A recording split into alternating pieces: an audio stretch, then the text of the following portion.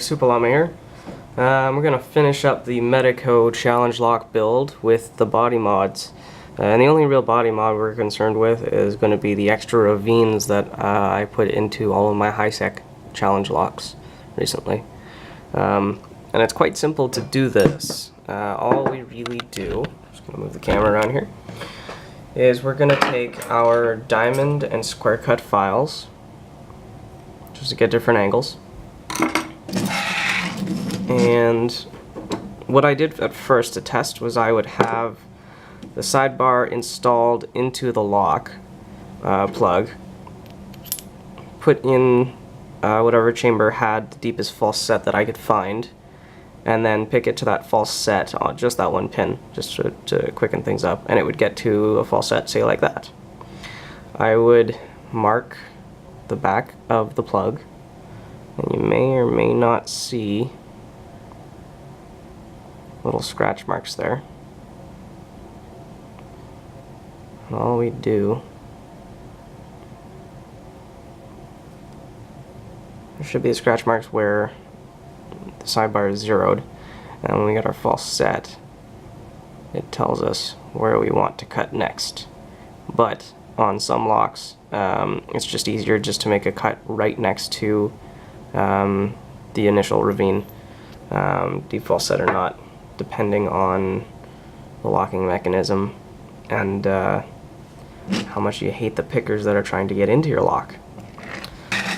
So, give me a minute, I'll chalk this up in the vise and I'll show you my method of cutting. Okay, got it all viced up here. Again, I initially used a little bit of tape to mark up some basic cut lines, but found it kind of impeded my ability to actually cut.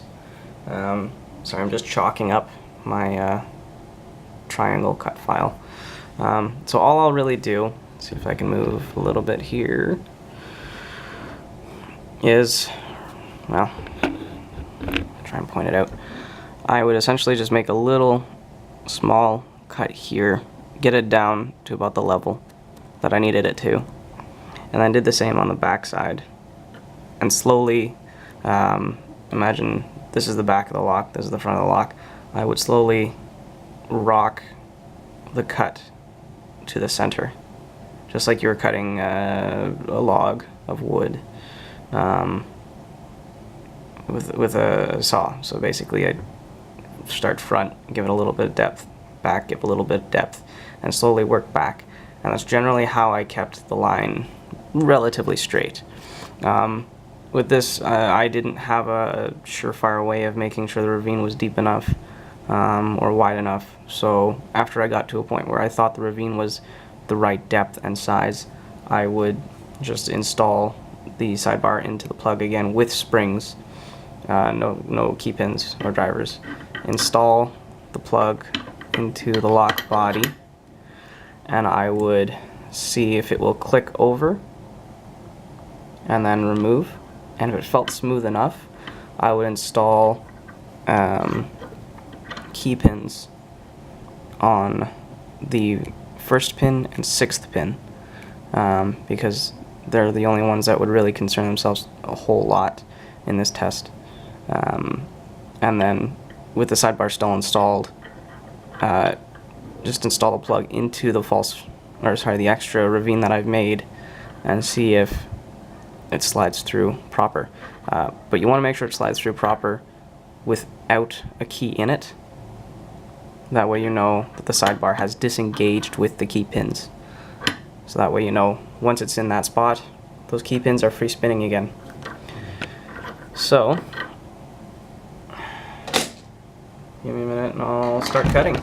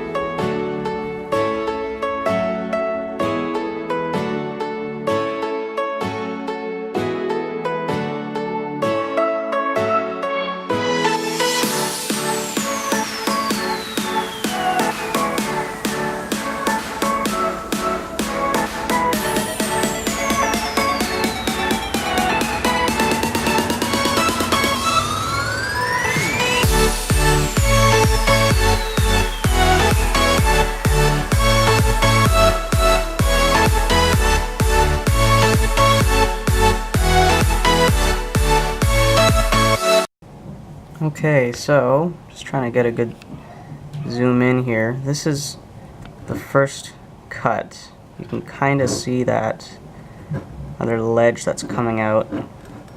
Kind of. There we go. You can see it's getting a little bit of a V going on there. So what I'll do now is I'll flip the lock around, like I said before, get the same groove going, and then start rocking back and forth the cut. It doesn't matter if this first cut is off center a little bit, because most of this is depth.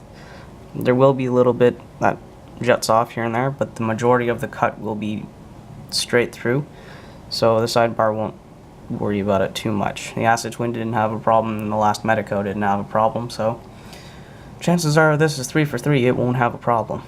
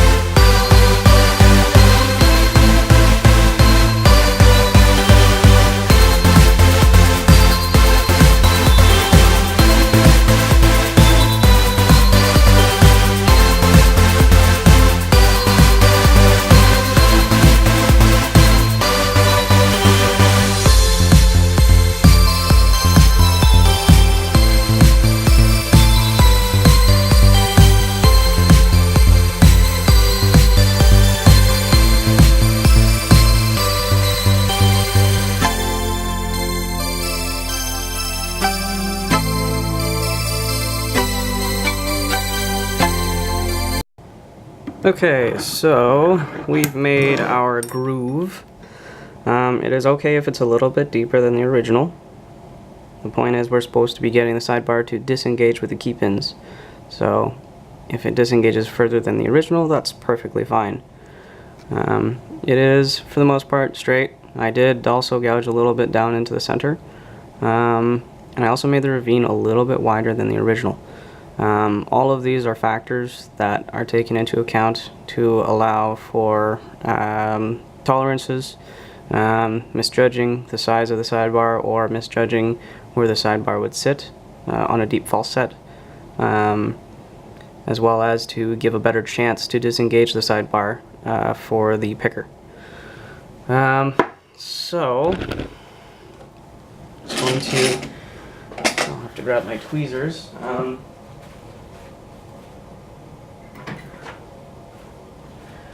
Some of you may have noticed already, I'm actually working at a different table. I finally acquired a table to separate my picking table from my workbench table. So videos should come out sooner, as well as the table should be more or less cleaner now that I don't have building and picking all happening on the same table.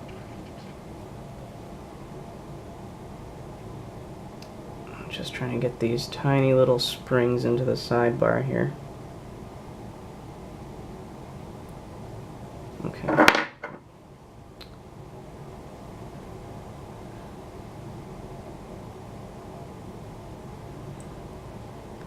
Okay.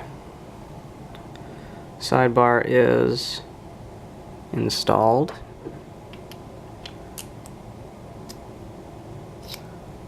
Okay. Currently it's sitting at 90 degrees.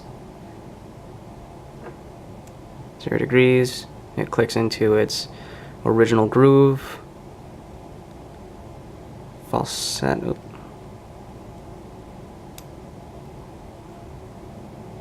I'm just getting the key actually. Okay, there it is. Original spot.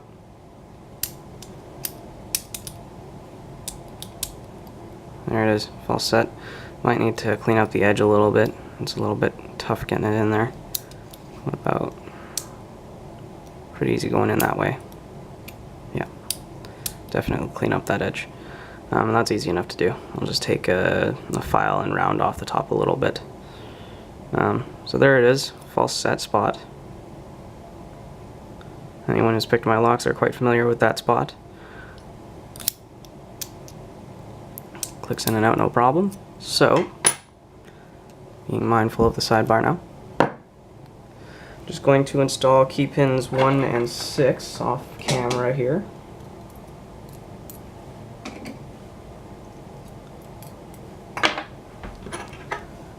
Use the key. Actually, not using the key. So as you can see, the sidebar does not engage with the key pins because the correct depth holes are not met. So we will run it into the original spot, and that slides into it no problem. And the secondary ravine is right there. Yeah. And it seems to be a little bit tight still, so I'm going to say I need to, I would say probably the back or the center needs to be done. So I'm just going to put the plug back over here carefully. There we go. And I'll gouge that out a little bit more and get right back to you guys.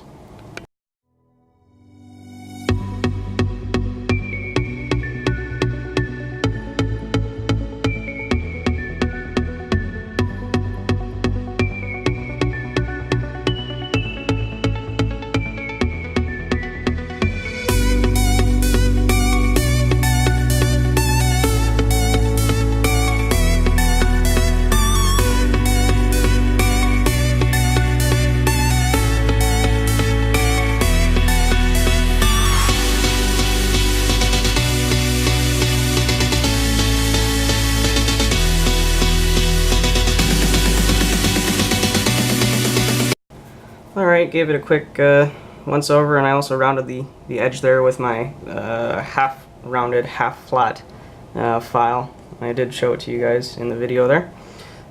So let's get back to the plug with the sidebar and the key pins and see how it fits now. Like a glove.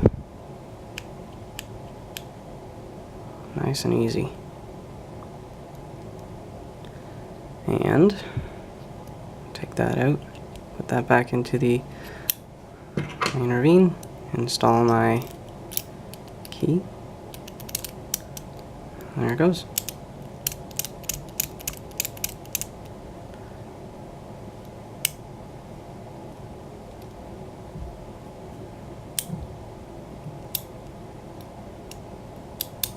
and it does fall into that sidebar groove real nice. So all I gotta do is do it to the other side, and the body mods are done.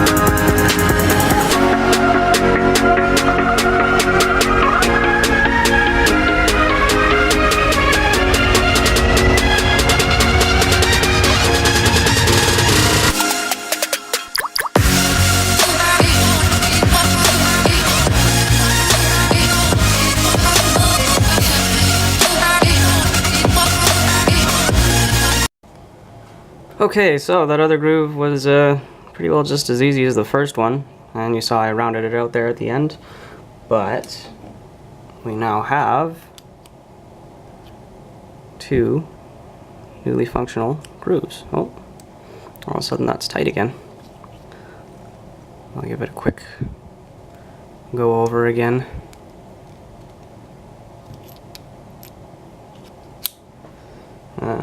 But here's the key again. In one groove, and out, and in another groove, and out. So all we have left is final cleanup, final assembly, and that's it. We'll give it a tag, and then our job is done. Alright, so here is the final pinout for the lock. I forgot to mention we are using steel springs, all except for chamber 5, which is a standard Medeco brass spring. So, just going to assemble the lock real quick here.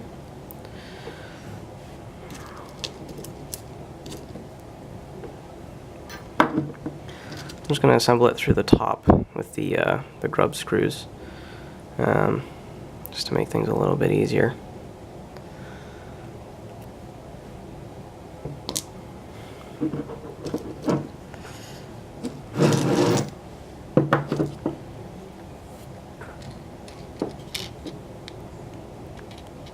This screw seems to be stuck. There we go.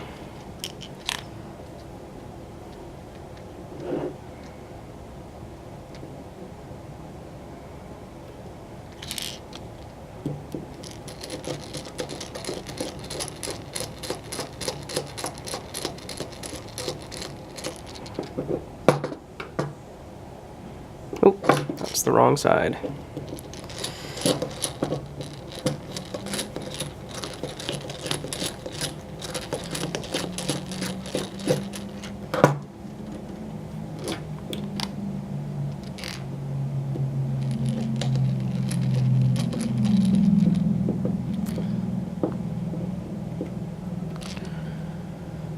This thing is more fiddly than any of the other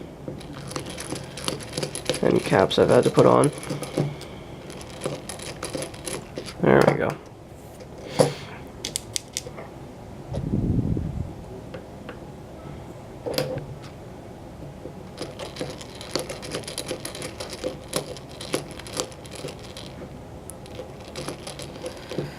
Come on, thread in. Why are you not threading? There we go.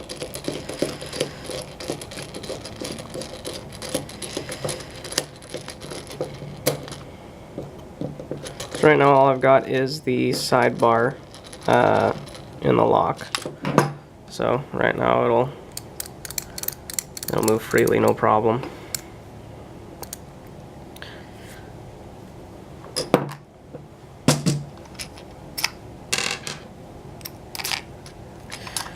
And there's our bit that fits the grub screws.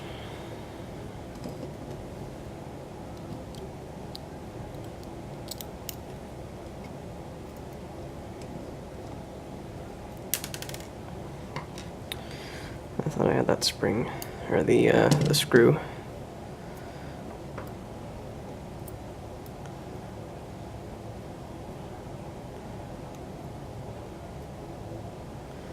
There, now I've got it.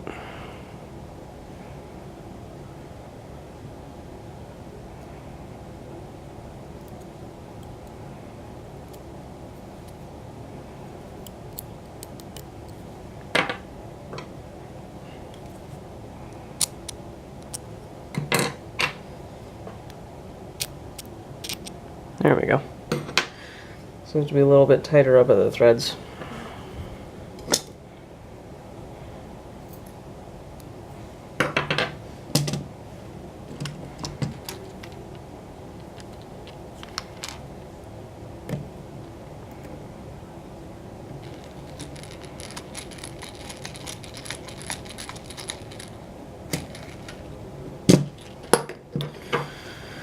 Okay, that is the first stack installed. Lock doesn't want to move anymore. It works real well with the key.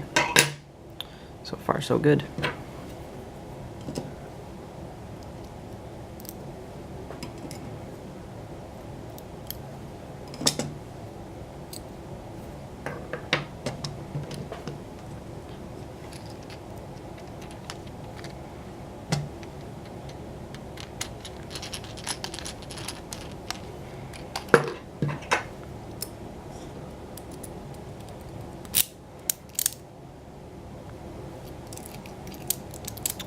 I'll have to put a tag on there, don't 90 degrees counterclockwise, because it will get stuck.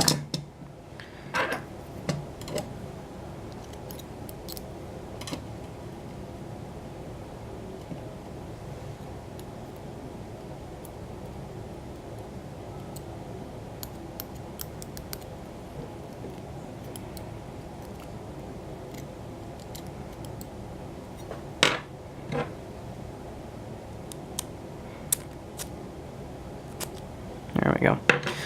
Both of those are quite tight in the chambers.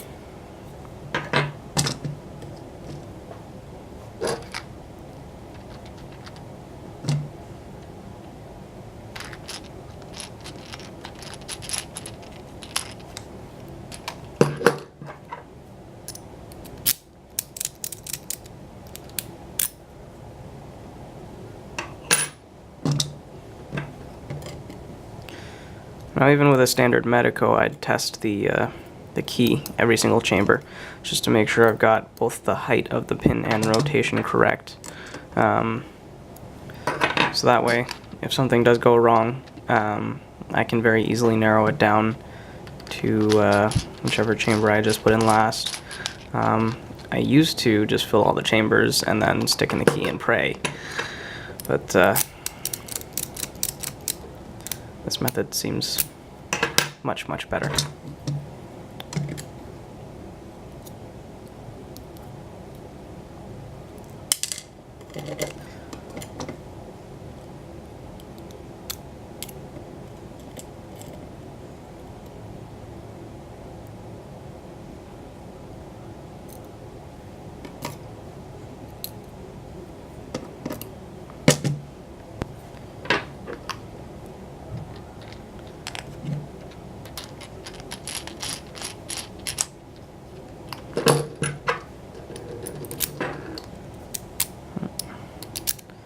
It's a little sticky on that one.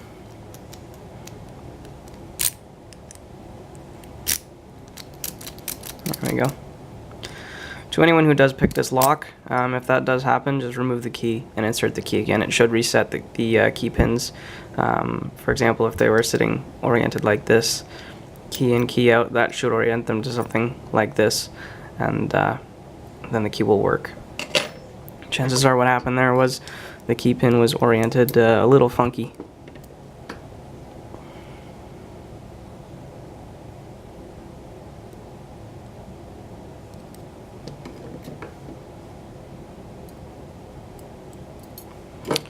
That one doesn't want to go down.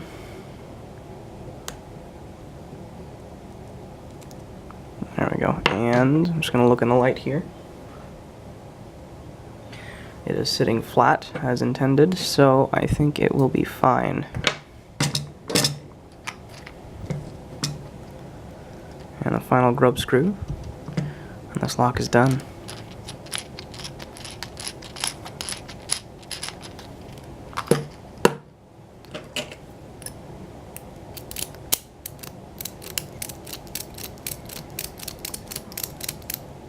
There it is.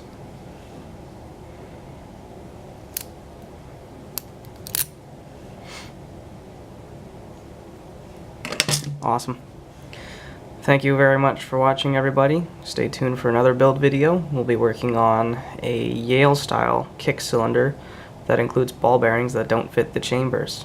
Thanks for watching. Tell me pretty lies, look me in the face, tell me that you love me, even if it's fake.